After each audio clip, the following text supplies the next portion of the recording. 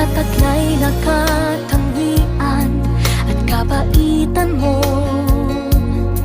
nabihag at umibig sa'yo ang puso kong ito.